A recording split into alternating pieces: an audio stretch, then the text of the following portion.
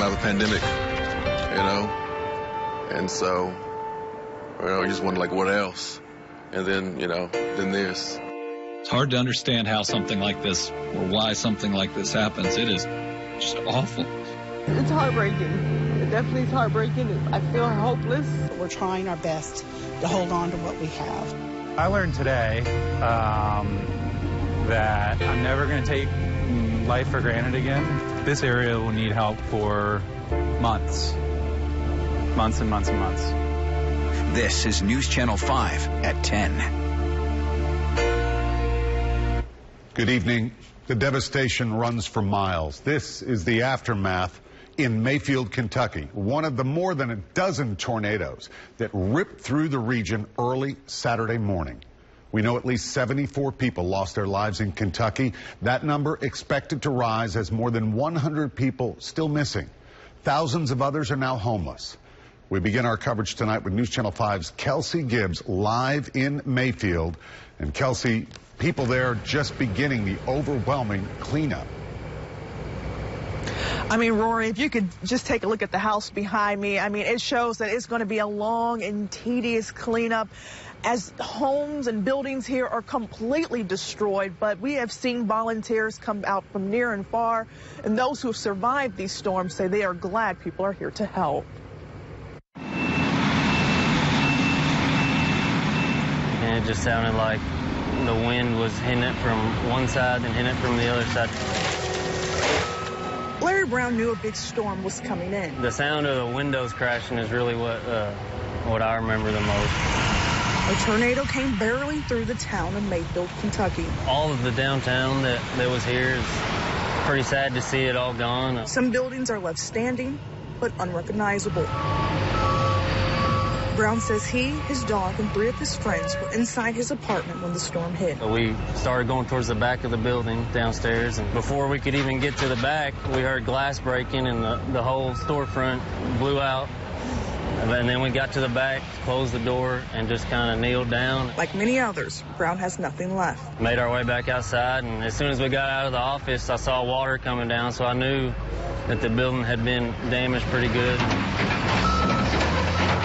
He knows he's one of the lucky ones. Volunteers from near and far packed into a small town to help remove debris or hand out water. To people here, it means a lot. It's crazy what nature can do like that, and the more you hear about it, the more you see. You realize it was one of the strongest ones, if not, the strongest one, at least around here, ever. Definitely some remarkable stories here in Mayfield. There's still a curfew that's going on here tonight between dusk and dawn. The cleanup, repairs, and recovery will continue in the morning. But for now, reporting live in Mayfield, Kentucky, Kelsey Gibbs, News Channel 5. Kelsey, thanks. Not far from there, a candle factory in Mayfield took a direct hit from the tornado. 8 workers lost their lives, but tonight more than 100 survivors are accounted for. A spokesperson said many of the employees gathered in a storm shelter when the plant was hit, and afterwards they simply went home. And without power and no landlines, many of them were simply difficult to locate. First responders, they are hard at work all across Mayfield dealing with the aftermath of that massive tornado, but one group of firefighters is now without a station. The tornado knocked it off its foundation. News Channel 5's Jason Lamb talked with the fire captain. We've been on the ground in Mayfield for 3 days now. We're finally making our way into other sections of town, and this is just one of the really sad stories here. Take a look at this. Tanker number 7 of the Mayfield Graves County Fire and Rescue. Where we're standing right now, this was the Mayfield Graves County Fire Department, completely wiped away during the tornado. And as horrible as all this looks, the fire captain says it could have been a whole lot worse. We had 2 buildings here. The Mayfield Graves Fire and Rescue Squad is responding to its own emergency. Days after the Mayfield tornado did this. Right here behind me would have been the main door going into our station. Wiped out, along with most of their equipment.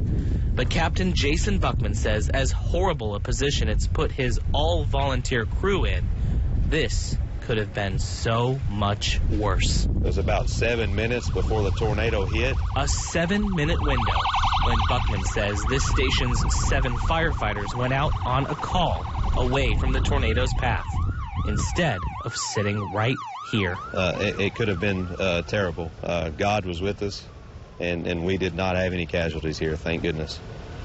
Some great news amid pile after pile of bad. Jason Lamb, News Channel 5. Thank you, Jason. The Mayfield-Graves County Fire and Rescue Squad has set up a GoFundMe to raise some money for new trucks, gear, and a fire station. We have a link to that fundraiser on newschannel5.com. Well, the storm also caused significant damage in Bowling Green. Volunteers from all across the country headed there to help with the cleanup. Zach Jones is the pastor at New Life Church. He put out the call for help, not expecting much on short notice, but he woke up to find teams of people outside his mother-in-law's home.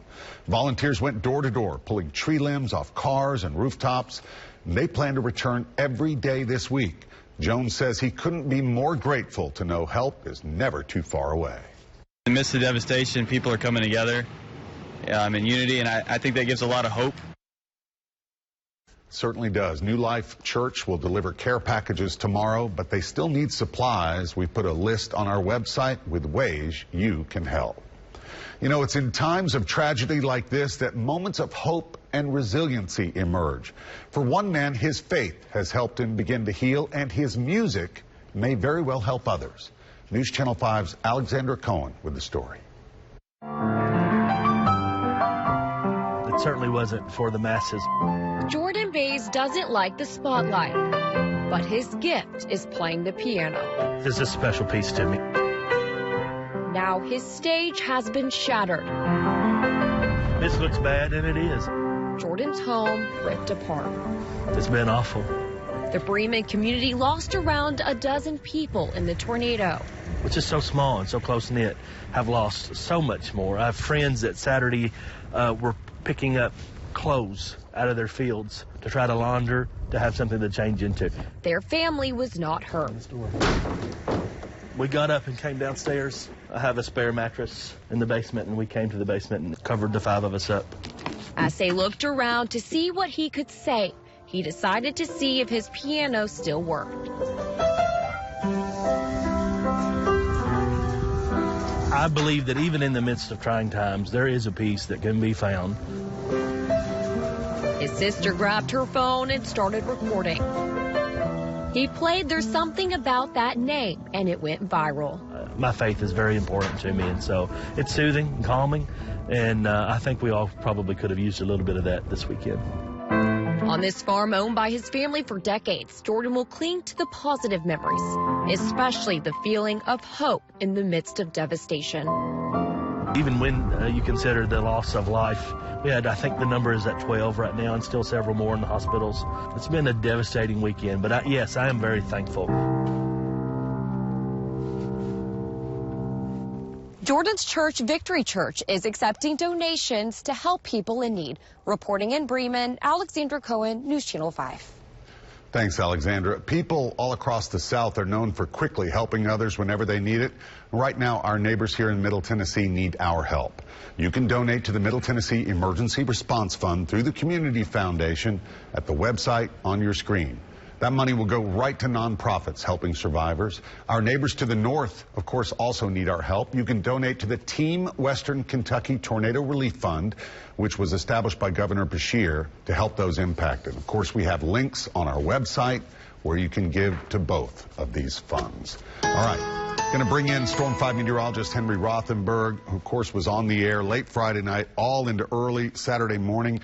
A lot of people were watching. It seemed like these storms just wouldn't let up. Wouldn't let up. A lot of energy in the atmosphere. Yeah. And as we continue to get more information, this is really looking like it could potentially become just a truly historical event. Well, it was a simple phone call that likely saved one man's life during the tornado. Why he doesn't think he'll ever forget what happened. Plus, new video shows the storm as it rolled through Mount Juliet, how people there are dealing with yet another tornado tragedy. You're watching News Channel 5 at 10. One city hit by the 2020 tornado took another beating over the weekend. We have new video tonight of Mount Juliet Elementary School, which suffered damage from a tornado. This is the only school in the area, though, that suffered damage. Thankfully, it's mostly minor. We're told an HVAC unit will need to be replaced, and there's some roof damage, but no structural or water damage. Well, crews are back out in the neighborhoods of Mount Juliet today, patching up the roofs of many buildings. The Willoughby Station neighborhood was hit pretty hard. Windows broken, bricks off one side of Bob Horn's home. And when you look throughout his neighborhood, many people fared about the same. And if you notice here, you can see where the bricks came off the wall, but something smashed through the window, and the windows upstairs are also smashed, so you can see that. Back in 2020, you may remember Stoner Creek Elementary and West Wilson Middle Schools were both destroyed in that tornado. And that's just one example of the severe weather that didn't just hit Kentucky. At least 11 tornadoes swept through Tennessee. 2 deputies in Cheatham County working the overnight shift were among those to quickly respond, but then found themselves caught in the storm. Yeah, there he is. I'm stuck in it. Tornado moved through Kingston Springs around 3 a.m. Deputies Randy Smith and Joe Ware were en route to a woman trapped in her home. And the moment they started driving across the Joe Taylor Memorial Bridge, the tornado engulfed their squad car. Deputy Smith tried to backtrack and take cover under the bridge, but the force of the wind was too much.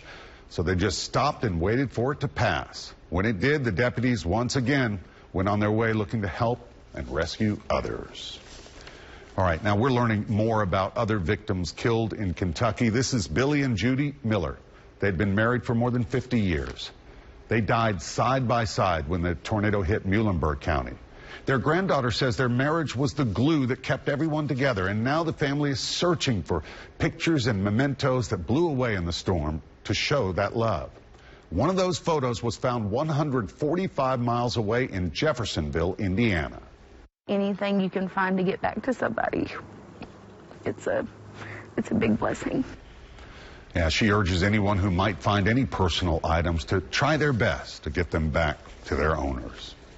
As we've showed you, one of the hardest hit areas indeed was that small town of Mayfield, Kentucky.